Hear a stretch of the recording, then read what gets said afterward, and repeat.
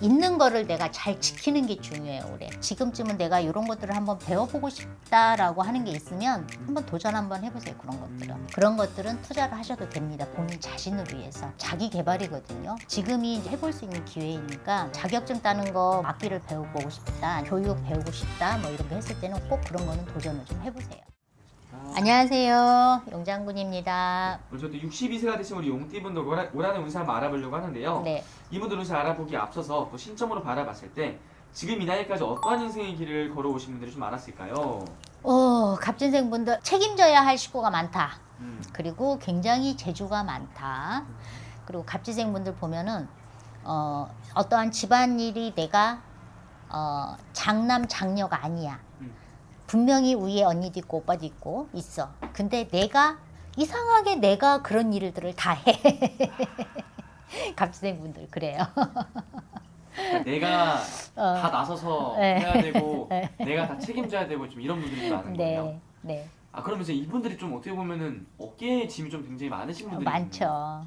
갑진생 분들. 그래서 그동안에 갑진생 분들이 이제 올해 62이죠. 62인데 굉장히 그동안에 이렇게 보면은 삶의 애환이라 그럴까?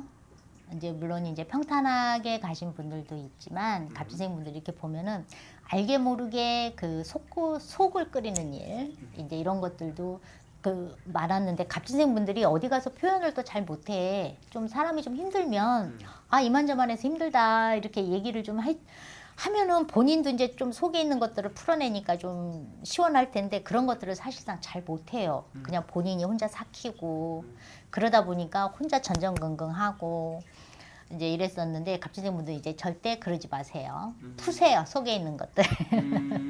풀어야 돼.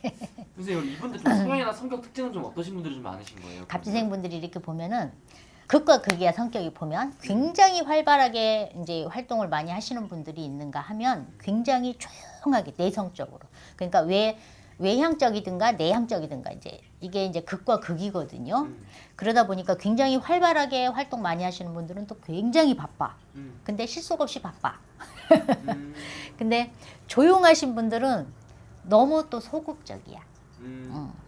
너무 소극적이다 보니까 내가 뭔가를 하고 싶은데 선뜻 나서지 못하고 그 대신에 또 내가 해야 할 일은 또 굉장히 많아. 그러니까 혼자 속으로 전전긍긍 이러다 보면 그래서 이 갑진생 분들이 보면은 머리 아픈 일도 많고 그 속병 있으신 분들 소가리를 많이 하다 보니까 속병 이제 있으신 분들도 많고 가슴에 돌덩이 하나 이렇게 얹어놓은 것처럼 항상 무거워.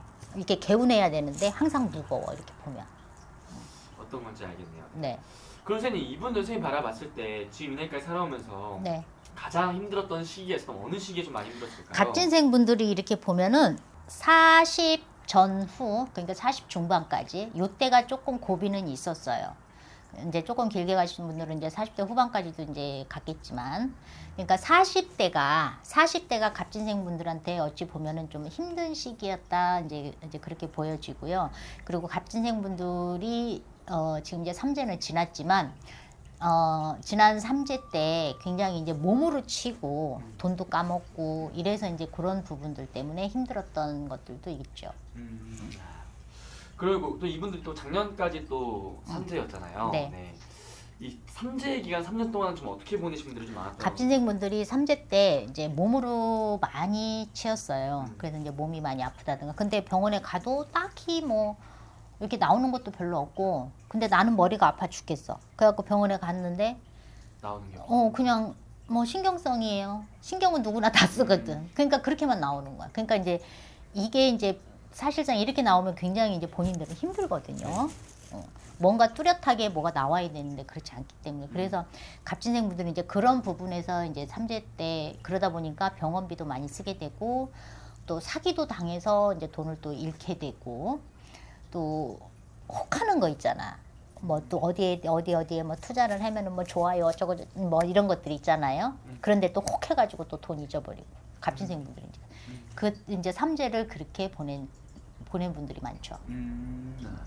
그럼 선생님 바라봤을 때 이제 네. 앞으로가 또 중요하니까 네. 일사년부터 전반적인 운세가 좀 어떻게 보이실까요? 을사년에는 갑진생 분들 그래도 금전으로 그래도 나갈 돈들은 있어요. 갑진생 분들이 이렇게 보면은 갑진생 분들도 이렇게 참 희한한 게 뭐냐면 갑진생 분들이 돈을 가지고 있잖아.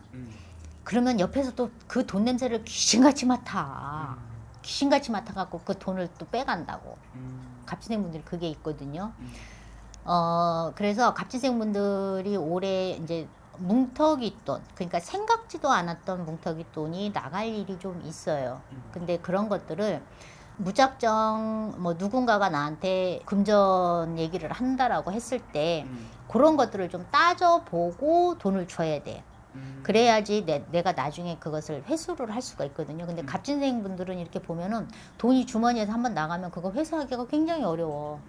그래서 올해는 좀 나갈 때 좀 뭉텅이 돈이 나간다라고 하면 그런 것들을 좀 따져보고 나가는 게 좋죠. 아, 그런 알겠네요.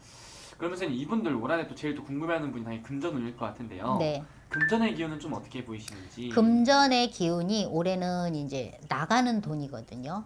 나가는 돈이기 때문에 있는 돈을 잘 지켜라.